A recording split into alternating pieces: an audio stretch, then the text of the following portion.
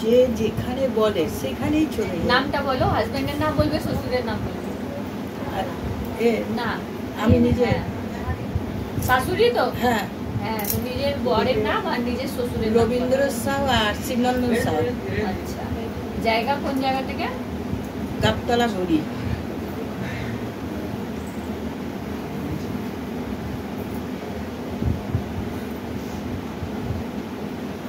বাচ্চা কোনো নষ্ট হয়েছে? না আসেনি বাচ্চা। শুধু পূজার টাইমে শুধু কিন্তু এর পূজা হবে না, তোমার তারও আগে যদি তোমার কিছু জানা থাকে তারও আগে চলে যাবো, কিন্তু পুরো আসবে। ওপর ওপর থেকে আমি দেখি না। মানে আমার শ্বশুর বাড়ি থেকে না, আমার তোমার শ্বশুর বাড়ি? আমার শ্বশুর বাড়ি মানে একটা ননদ ছিল। হ্যাঁ, ননদ মারা গেছে। হ্যাঁ, মানে ওটা ছেড়ে দাও। হ্যাঁ, আমি আমার একটা বল সচ্চে দরবার কি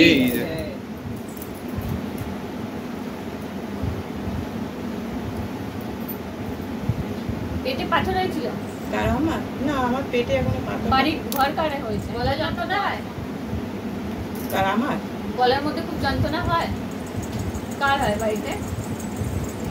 আমার বড় ছেলের হয়। সবসময় বলে গলা ব্যথা, প্রায় বলে গলা ব্যথা। বল সচ্চে দরবার কি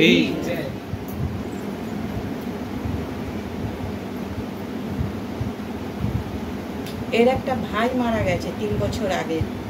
কিছুই বলতে হবে না, যেটা সমস্যা থাকবে ওটা নিজেই চলে আসবে, তোমাদের কিছু বলতে হবে না। যেটা আমার থেকে রয়ে যাবে ওটা বলবে।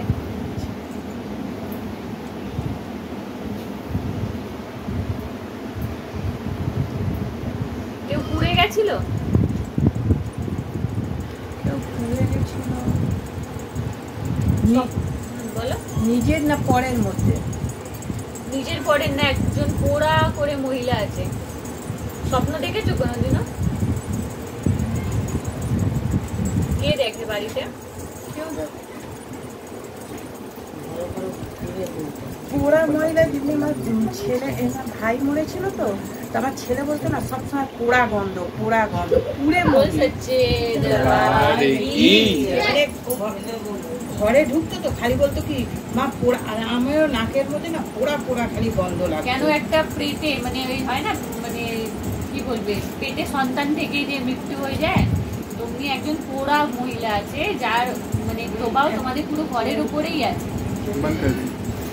ঠিক আছে, মাসুর শাশুড়ির ছেলের বউ মারা গেছে পেটে বাচ্চা রেখে। বলছে যার জন্য তোমাদের ঘরে মানে আই দিন কিছু না কিছু লেগে থাকে, অসুস্থ হয়ে পড়া, অর্ধেকের বেশি টাকা ডাক্তার খেয়ে নিচ্ছে। ঠিক আছে, তোমার রইলো তোমার স্বামীর কথা, তো তোমার স্বামীর মানে শরীরের অনেক অসুবিধা, কোনো যদি একটা ধরবে তাহলে ও পেট নিয়েও সমস্যা থাকে, শরীর পায়ের নিচের দিকে নিয়ে সমস্যা আছে, কোমর বেঁধে যাওয়া, মানে পায়ে নিয়ে হাঁটা চলতে অসুবিধা হওয়া, তারপর গাঁঠের সমস্যা হয়ে যায়। ঠিক আছে, তো এইসব ওই পেট বাঁধার জন্যই হচ্ছে, যার জন্য তোমাদের ঘরের কেউ যদি বলবে কি আমি একদম ঠিক আছি, না। কামাইতে তোমাদের কোনো কমি নেই, কামাই হয়ে যায়, কিন্তু তোমরা টাকা রাখতে পারো। মানে যে আমি খুব একটা মানে যে হিসাবে কামাই হচ্ছে ওই হিসাবে যদি আমি কিছুটা রেখে কিছু বানিয়ে নিই, ওই জিনিসটা তোমাদের চট করে হতে যায়। ঠিক আছে, আর এই সমস্যাটা হয়ে গেল অনেক বছর ধরে। অনেক বছর মানে ও মরেছে তাও 8-10 বছর হয়ে গেছে। অনেক বছর, কিন্তু আমাদের সাথে কোনো রিলেশন ছিল না। ব্যাপারটা রিলেশনের হয় না। বিয়ে ক বছর হয়েছে বলো তো? এই 8-9 বছর। তাহলে কি করে বলছো আমার সঙ্গে কোনো রিলেশন হয় না? ওদের সাথে আমাদের কোনো রিলেশন নেই। ওর যদি 9 বছর কিংবা আমি 10 বছরই ধরলাম ওর মানে মারা গেছে, ঠিক আছে, এর আমি ধরছি 9 বছর 10 বছর বিয়ে। তো নতুন বিয়ে হয়ে যখন আসে, তোমরা কি জানো না কি ওর মধ্যে কিভাবে বাঁচিয়ে তাকে নিয়ে চলতে হয়, কিভাবে ভেবে চিন্তে তাকে নিয়ে চলতে হয়? অত তো কি করে জানবো, ওই কথা অত তো জানবো না। কিন্তু যদি দুটোকে মেলাবে তো দুটো তো একে অপরের থেকে আলাদা নয়। আর কিছু কেন এলো না, ওইটাই কেন এলো। আর ওই পোড়া পোড়া গন্ধ আমার ছেলে বলতো, ওই ভাই মরেছে একটা যতই অল্প বয়সের তো মারা গেছে, তখন না মানে ছেলে বলতো খালি একটু ভয় পেত, আর আমারও না পোড়া পোড়া একটা গন্ধ আসতো নাকের মধ্যে। না, এটা হয়েছে তোমার একটা যে মহিলা পেটে সন্তান নিয়ে পুড়ে মারা গেছে। হ্যাঁ হ্যাঁ, ও গেছে আমার মাসি শাশুড়ির ছেলের বউ, কিন্তু আমরা ওর সাথে কোনো দিন সম্পর্ক রাখতাম না, কোনো দিন না, রাখতাম কোনো দিন না।